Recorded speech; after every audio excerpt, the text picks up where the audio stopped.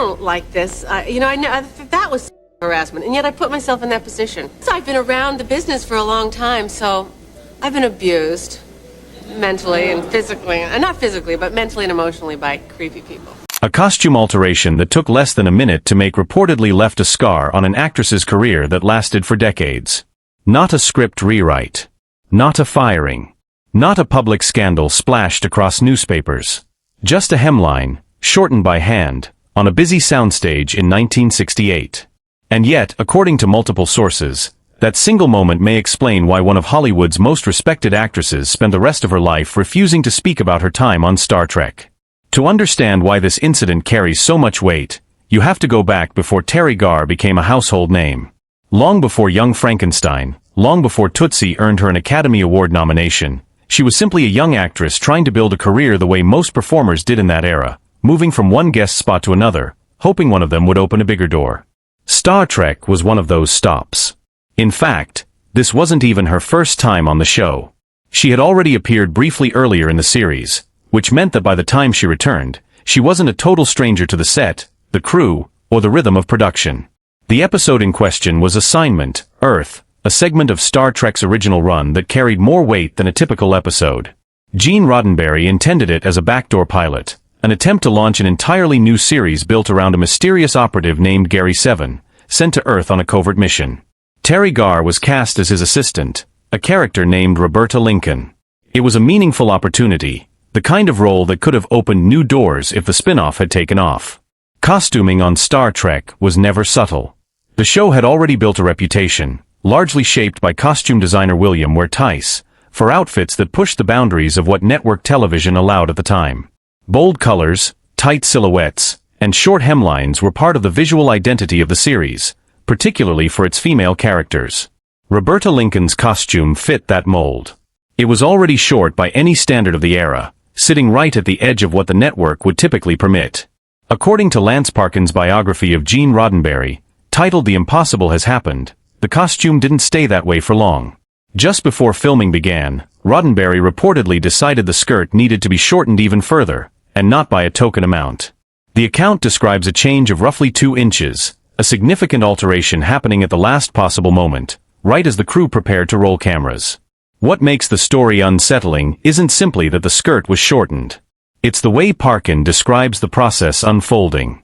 Rather than relaying the request through the wardrobe department, the account states that Roddenberry approached Teri Garr directly and personally began adjusting the hem himself, kneeling in front of her while the crew stood ready around them. This wasn't a private conversation behind a curtain.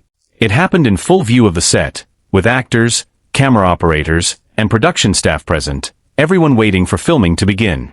Picture that scene for a moment. A young actress, still building her name, about to shoot a pivotal scene in a potentially franchise-launching episode, finds the creator of the entire show kneeling in front of her, physically altering her costume by hand in front of colleagues she may be working with again.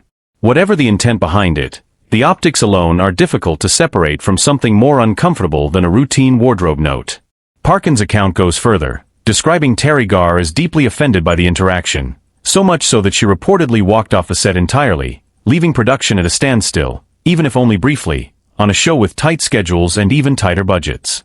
If accurate, that reaction speaks volumes. Actresses on 1960s network productions rarely had the leverage to simply walk away, especially in the middle of a tightly booked shooting day.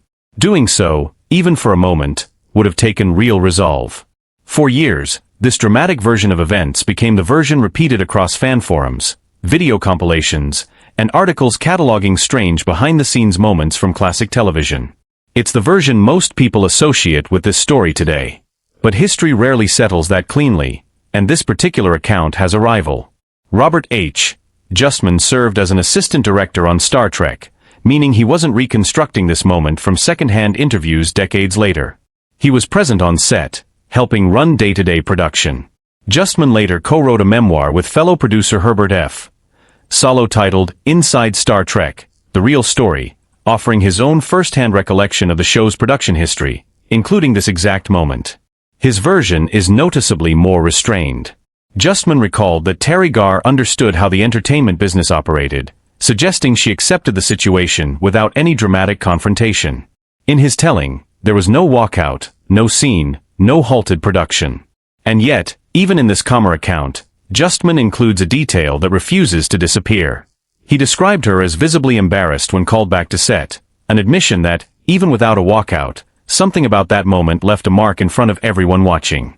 That single shared detail is what makes the story worth examining rather than simply repeating. Two people, describing the same afternoon, arrive at different conclusions about how dramatically it unfolded, yet both agree that discomfort was present in the room. One version says she left. The other says she stayed but was clearly shaken.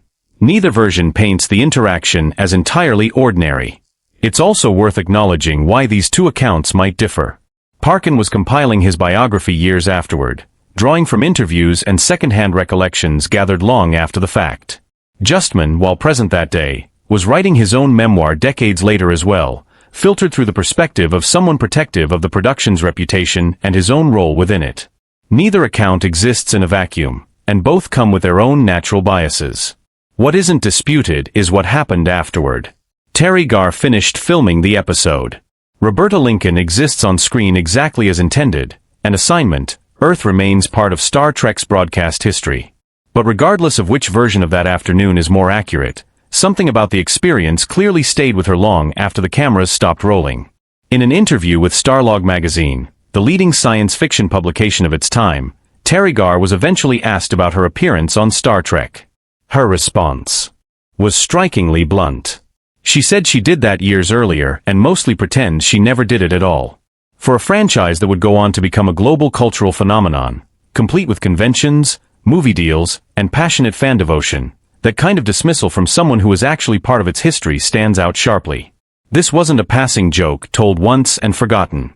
By multiple accounts, Teri Garr never returned to the Star Trek franchise in any capacity throughout her career. No convention appearances, no cameo roles in later spin-offs, no nostalgic anniversary interviews celebrating her small but notable place in the show's legacy. In an industry famous for bringing guest stars back decades later to relive their moment in a beloved series, her absence is conspicuous. Even more telling, in later interviews, she reportedly expressed a broader dislike for science fiction as a genre altogether, a reaction that becomes far easier to understand if her introduction to that world came wrapped in an uncomfortable, degrading experience. Star Trek has earned a reputation, largely deserved, as a progressive show for its era. It's remembered for one of American television's first scripted interracial kisses, for presenting a diverse command crew during a time when that was still rare, and for imagining a future where humanity had moved beyond many of its worst instincts. That legacy is real. But stories like this one are a reminder that what appears progressive on screen doesn't always reflect what happened behind the camera. A costume designer making bold creative choices as part of his job is one thing. A showrunner personally kneeling down to alter an actress's clothing with his own hands, in front of a full crew, moments before filming, is something else entirely. The power imbalance at the center of this story isn't a minor detail. It's the reason both accounts, no matter how differently they describe the aftermath, still land on the same uncomfortable core. A guest actress with limited leverage. A creator with total authority over the production. And an interaction that, whether it ended in a walkout or a quiet, embarrassed silence, clearly crossed a line that stayed with her.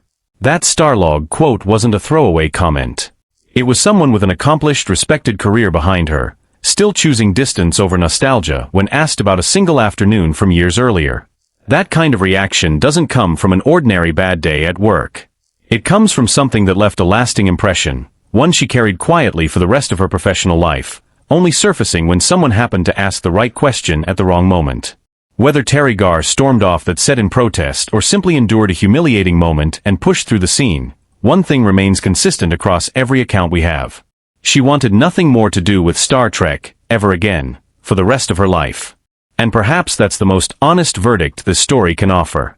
Not proof of exactly what happened on that soundstage decades ago, but proof of how deeply it mattered to the person who lived through it, long after the world moved on to remembering the show for everything else it got right.